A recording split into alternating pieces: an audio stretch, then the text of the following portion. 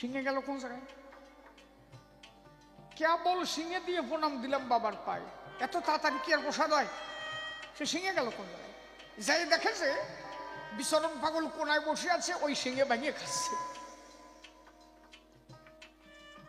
ললিত বাবু রাগিয়ে গেছে, এই শালা কি পাগলের ফালায় পড়েছিল ভাই, সিংহে দিয়ে পারলাম না তার আগে খায়, আমার তো পুজোই হয় নাই। পুনরায় আবার আর একটা থালায় ভোগ নৈবেদ্য সাজাই একটা সিংহে দিয়ে আবার এনে পুজো দিয়েছে। আবার যখন পুজো দিল উঠে দেখে যে সিংহে নাই। কি হলো? সিংহেটা গেল কোন জায়গায়? আবার দেখে যে কোনায় যে ভাঙিয়ে খাচ্ছে।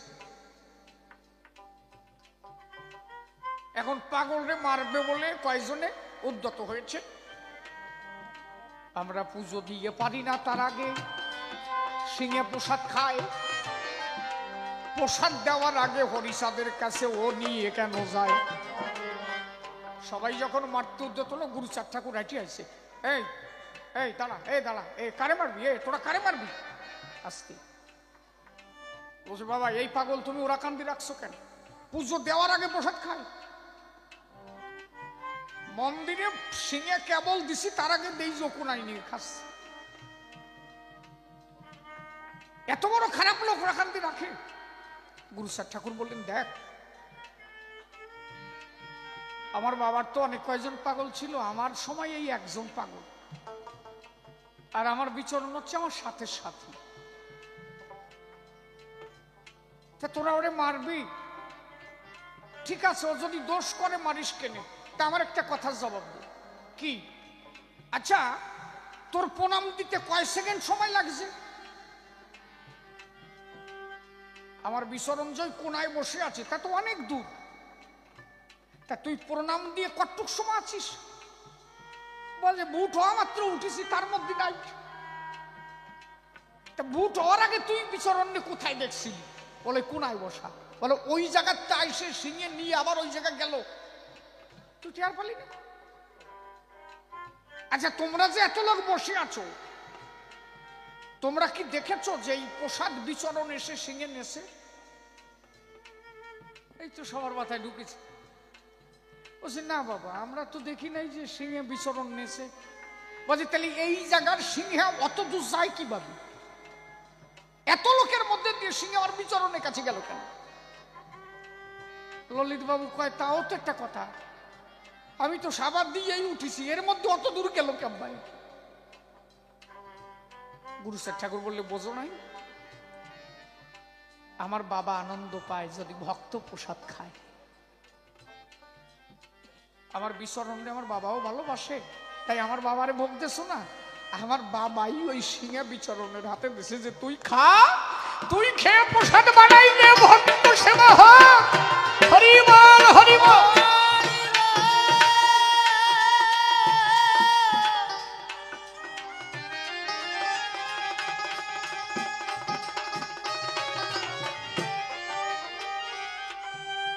আচ্ছা তা আমার বিচরণ তো পায়খানা সবসময় গায়ে থাকতো নাকি? পায়খানা করো, প্রস্রাব করো, বাবার কাছে সন্তানের কোনো ঘৃণা আছে কি? আমি কতবার আমার বাবার কোলে পায়খানা করেছি। আমি ছোটবেলা আমার মনে পড়ে তো, আমি 6 বছর বয়স থেকে হরিসঙ্গীত গান গাই, ওই পাশে দলে পাশে পাশে ঘুরতাম, হা হা করতাম, আমার বাবা আমার কাঁধে নিয়ে যেত। ঠাকুরনগর বাবা ওই কাঁধে নিয়ে হেঁটে হেঁটে গেছে, আমার এখনো মনে পড়ে। কতবার প্রস্রাব করে দিয়েছি বাবার গাড়ে, বাবা কি ফেলে দিয়েছে সুরে, আবার নতুন প্যান্ট পরাই, নতুন গেঞ্জি পরে আবার আমাকে নিয়ে গেছে। সন্তান যা কিছু করুক না কেন, বাবার কাছে কবু সন্তান ঘৃণার পাত্র নয়। তা হরি যদি তোমার বাবা হয়, হরিকে যদি তুমি তোমার নিজের বাবা ভাবো, মা তুমি যদি তোমার মায়ের কোলে প্রস্রাব করেছো, তোমার মা কি তোমাকে ফেলে দিয়েছে? নিশিরাত্রে কত সন্তান মায়ের আঁচলে পায়খানা করে, নিজের কাপড় খুলে মাতা ঢাকে সে সন্তানের, আবার যখন ওই কাপড়ে পায়খানা করে দেয়, যদি মাতা পিতা ভক্তি হয় প্রণাম করো, যদি তুমি তোমার মা বাবার ওই পায়। তোমার তো ঈশ্বরকে প্রণাম করার দরকার নেই, তুমি মাকে যদি প্রণাম করো মা আশীর্বাদ দেয় না, হে ঠাকুর আমার সন্তানকে ভালো রেখো। তুমি প্রণাম দিয়েছো কারে? তোমার মা রে। তোমার মা প্রণাম পৌঁছাই দিয়েছে তার দ্বারে। বাবারে প্রণাম দিলে বাবা হাত জোর করে ঠাকুরকে বলবো, ঠাকুর আমার সন্তানকে ভালো রেখো। তাহলে তুমি প্রণাম দিয়েছো তোমার বাবার পায়ে, তোমার বাবা প্রণাম পৌঁছাই দিয়েছে দীনবন্ধুর পায়ে, তোমার ডাকার কোনো দরকার নাই। এই জন্য মা বাবার উপরে জগতে কেউ নাই। ওই জন্য যে বাবু পরীক্ষিত বলার একটা গান আছে না, ও মায়ে স্কেল, মায়ের আগে ফোঁটা দুধের শোধ হবে না কোনো দিন। হ্যাঁ স্কেল দিতে বলেছি। ও মায়ের এক ফোঁটা দুধের শোধ হবে না কোনো দিন, জন্ম জন্মান্তরে করলে সাধনা, দয়াবতী দরদিনী মা, দয়াবতী দরদিনী মা, আমার মা, দয়াবতী দরদিনী মা। পিতায় আনন্দে মাতিয়া সাগরে যায় ফেলিয়া, চলে গেল বিধিয়া ফিরে গেল না, ফিরে এলো না। পিতায় আনন্দে মাতিয়া সাগরে যায় ফেলিয়া, চলে গেল বিধিয়া ফিরে গেল না, ফিরে এলো না। মায়া মায় ধরিয়া জঠরে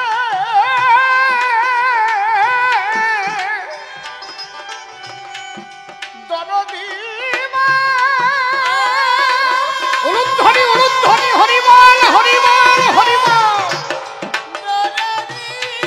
বাবা বাবা, হ্যাঁ বাবা,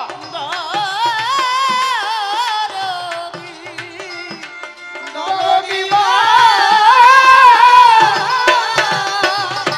মায়া মার ধরিয়া জঠরে কত কষ্ট করে, ধরিয়া জঠরে কত কষ্ট করে, 10 মাস 10 দিন মা, 10 মাস 10 দিন মা পেল যে যন্ত্রণা, দয়াবতী দরদিনী মা, হরি বল। দয়াবতী দরদিনী মা, আমার মা, দয়াবতী দরদিনী মা। আমার মায়ের গুণ আর বলবো কত, যদি বলি বছর শত তবু না ফুরায় আবার মায়ের বর্ণনা, ওই আমার মায়ের বর্ণনা। মার এখনো বয়স হয়ে গেছে, আমি তো মাকে নিয়ে থাকি। এই যে যত সময় না যাব ঘুমাবে না, সারা রাতে মরে মরে মরে মর কর। কোন সময় বাড়ি যাব, বাড়ি যেয়ে ডাক দেব, আইসিস? হ্যাঁ, যাক এইবার একটু ঘুমাই। তা তুমি এত সময় ঘুমাও নাই? না, আগে বাবা ছিল 2 জন জেগে থাকতো, বাবা হারাই গেছে, মাত্র ঘুমও নাই। আমি এত করে বলি মা সাইডে ছোট্ট একটা দালানের রুম করেছি, যে এইখানে তুমি থাকো। বলে না ওই খাটে আমি থাকবো না। কেন?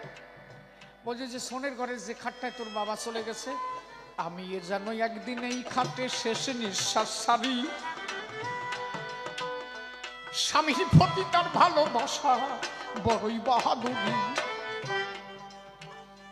সতী নারী যারা যারা বলো এ সংসারে, কভু কি সেই স্বামীর কথা তারা ভুলিতে পারে?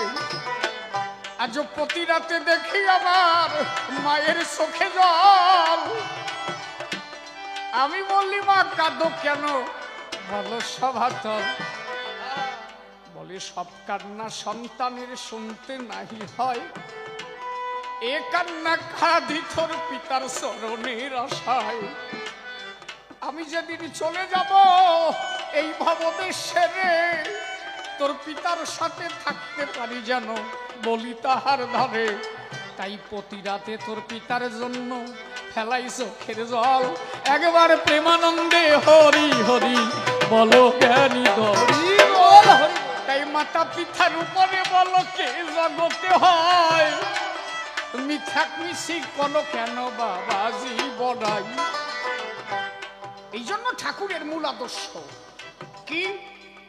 ঠাকুর বললেন মাতা পিতা গাছের গোড়া, হরি গাছের ফল। গাছের গোড়া কেটে কেন আগায় ঢালো জল। আমার একটি ছোট্ট ঘটনা মনে পড়ে। কোনো একটা সন্তান একদিন ভাবলো মনে মনে, ছোট থেকে তাদের মানুষ করেছে মা রাখিয়া যতনে। ছোট্টবেলায় ছেলে রেখে তার পিতা মারা গেল, ওই বিধবা মাতা ছেলেটাকে মানুষ করিল।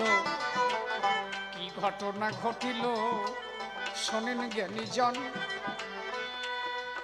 ছেলেটা বড় হয়ে সরকারি চাকরি পাইল যখন, মা তখন মনে মনে আনন্দ ধরে না। দুইজন হলাম এবার হব আমরা যে তিনজনা। ওর বাবা নাই ছিল খোকা, ছিলাম ঘরে দুইজন। এইবার বৌমা এনে হব মা মোরা বর্তমানে তিনজন। তারপরে এক সোনা মনের ঘরেতে আসিবে, সংসারটাই আনন্দে আমার পরিপূর্ণ হবে। দুর্ভাগ্য কি ঘটনা বলি সবার ঠাই। ওই মেয়ে যখন ঘরে গেল মিথ্যা কথা নয়, ওই যে মায়ের চোখের জল ভাবলো মুছে যাবে, আরো জল বেড়ে গেল ফুলে বলিয়েবে। এখন যেই বৌমা গেল সুন্দর ওই ঘরে, বৃদ্ধ মাতা বারান্দায় একটু কাশাকাশি করে। মানুষ বুড়ো হয়ে গেলে একটু